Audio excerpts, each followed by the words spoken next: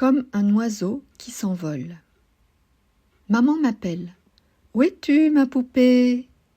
J'aime bien quand maman m'appelle. Sa voix est douce comme du miel et toute chaude. On dirait du soleil dans mes oreilles. Je ris un peu et je me blottis dans ma cachette. Je suis sous les draps, tout au fond de mon lit. J'aime bien être sous les draps. Il y fait tout doux, comme dans l'eau du bain. On dirait une caresse sur ma peau. Soudain, une main se pose sur ma tête et me chatouille. « Maman m'a trouvé !» Je sors de ma cachette en rampant et je me dirige vers maman parce que je sens sa bonne odeur de caramel et de lilas. J'aime bien le caramel, c'est tout collant, comme le sable mouillé, puis c'est drôlement bon. Et le lilas, papa m'a dit que sa couleur, c'est comme un oiseau qui s'envole. Moi, je ne connais que son parfum parce que mes yeux, ils ne sont pas comme les yeux des autres enfants. Mes yeux, ils ne voient pas. Mais je vois avec mon cœur, comme dit maman. C'est dimanche aujourd'hui et c'est le jour des cachettes. Papa a caché les croissants quelque part sur la table et je dois les retrouver avant de les goûter. La boulangère rajoute toujours une chocolatine pour moi et c'est le petit parfum de chocolat qui me guide. Chut, c'est mon secret. Je fais glisser ma main sur la table, je frôle le vase de marguerite, je contourne la boîte de céréales que je reconnais avec son couvercle un peu cabossé et hop, je trouve le sachet de croissants en éclatant de rire. Quel régal ça va être avec le bon chocolat chaud et la confiture de Mirabelle. Il paraît qu'elle est orange, comme les oranges, mais pas acidulée, plutôt sucrée, comme de la barbe à papa. Ma voisine Zora, qui colore ses cheveux et ses mains avec du henné, qui sent bon l'herbe et le foin, et qui aurait adoré naître avec des cheveux roux, m'a raconté que la couleur orange éclate, comme les ballons en baudruche quand on les pique. Après, on ira au parc avec mon petit frère pour une grande partie de cache-cache. Mon petit frère, il rouspète toujours un peu, il dit que je triche, parce que je peux deviner les cachettes mieux que tout le monde. Ben, c'est normal, maman m'a expliqué que j'avais des super pouvoirs et que j'étais une super héroïne. C'est comme si mes oreilles entendaient toutes sortes de bruits, même les plus minuscules, comme quand mon petit frère marche à pas de loup sur l'herbe. J'entends les libellules voler, et les mouches bien sûr, mais aussi le tic-tac de la pendule chez mes grands-parents, même quand je suis tout en haut, cachée dans le grenier. Parfois dans le jardin, j'entends fureter les hérissons qui se promènent, et je suis capable de les suivre sans les voir, et je sais aussi qu'il ne faut pas trop s'approcher car ils piquent comme le hou de Noël. Et puis je reconnais tous les parfums du monde. Ma mamie, elle sent la vanille et la fleur d'oranger. Elle fait tout le temps des gâteaux. Je l'appelle Mamie douce parce que ses joues sont toutes douces quand je lui fais des câlins. Papy sent le miel parce qu'il met dans sa pipe du tabac hollandais qui parfume tout son bureau et il sent aussi les livres parce que toutes les étagères de sa maison débordent d'ouvrages. J'adore passer ma main le long des livres, reconnaître les beaux livres d'art ou les vieux livres de poche. Papy me fait souvent la lecture et m'apprend plein de choses. En plus, on fait du vélo, en tandem, c'est génial. L'année dernière, papy et mamie m'ont emmené à Paris. J'ai tout adoré. L'odeur du métro, le vent qui sifflait en haut de la tour Eiffel, les vaguelettes de la Seine, quand nous étions sur le bateau-mouche, les cloches de Notre-Dame. Mamie m'a raconté à voix basse tout ce qu'elle découvrait sur les tableaux du musée d'Orsay et de l'Orangerie. Et je crois que mon peintre préféré, c'est Monet, parce que mon amie Lisa a aussi des nymphéas dans son jardin, dans un petit étang où chantent les grenouilles. Mon papa, il sent la musique. Il est danseur. Quand je vais l'écouter danser, je sens cette délicieuse odeur de musique. Et dans ma tête, tout chante et tourbillonne. La musique, ça sent l'été, c'est tout chaud, tout parfumé. J'adore la musique. Maman dit que c'est ma deuxième meilleure amie. Chez nous, la musique est comme chez elle, répète papa. Dans le salon, j'ai appris à poser les disques sur l'électrophone et mes copines adorent venir jouer aux surprises parties. On ne met que des morceaux de rock'n'roll et on danse comme des folles avant d'aller prendre un bon goûter dans le jardin.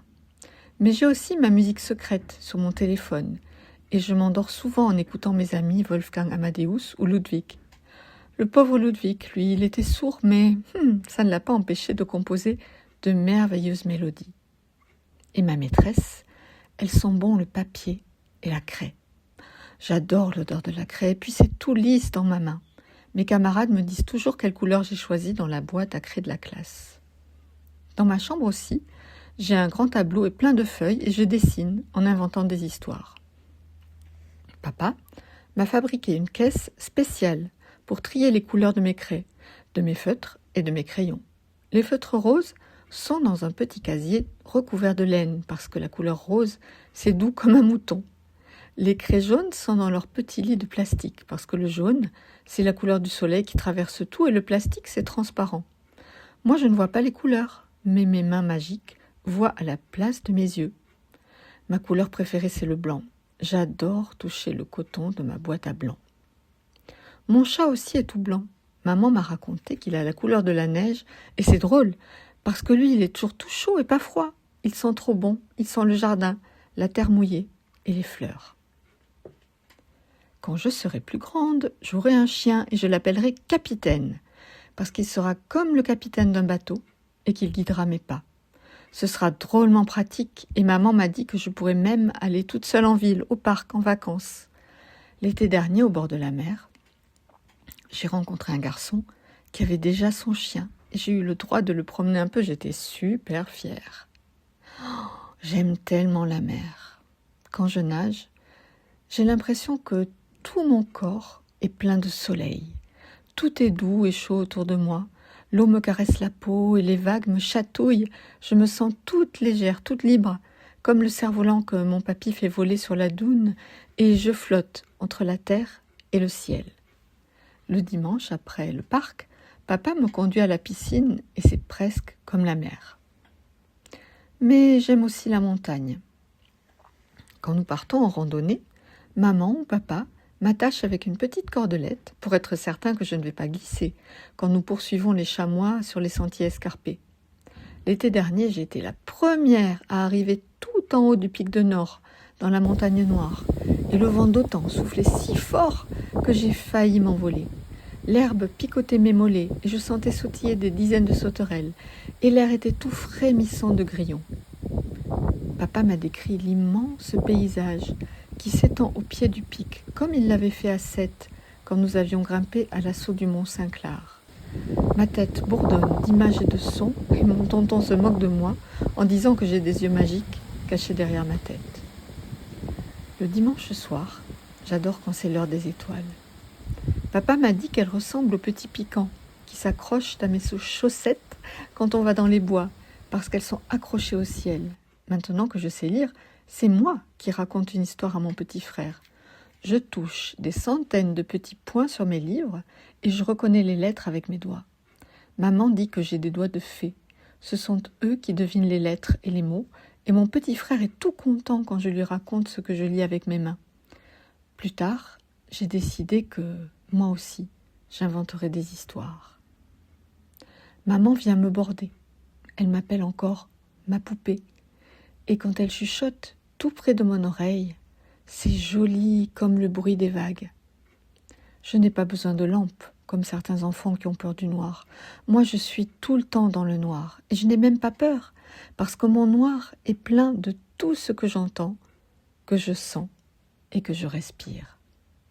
Ensuite, moi aussi je ferme mes yeux qui ne voient pas, mais qui regardent toutes les merveilles du monde avec leur cœur, et je m'envole au pays des rêves qui sentent bon comme le miel et qui sont doux comme le sable. Une nouvelle de Sabine Ossenac. Cette nouvelle a remporté le 2e prix du concours de nouvelles Gaston Velter de la ville de Talange. Elle est aussi à retrouver sur mon blog Au-dessus d'un million de toits roses et j'ai tenté d'y télécharger aussi une version en braille. Cette nouvelle est dédiée à tous les enfants qui ne voient pas, mais aussi à tous les enfants qui n'entendent pas, qui ne peuvent pas parler, qui sont peut-être paralysés. Mais tous ces enfants ont aussi des trésors, et tous ces enfants, nous les aimons, et nous essayons de leur faire partager toutes les merveilles du monde dont ils ne peuvent peut-être pas profiter directement, mais que nous tentons de leur offrir malgré tout.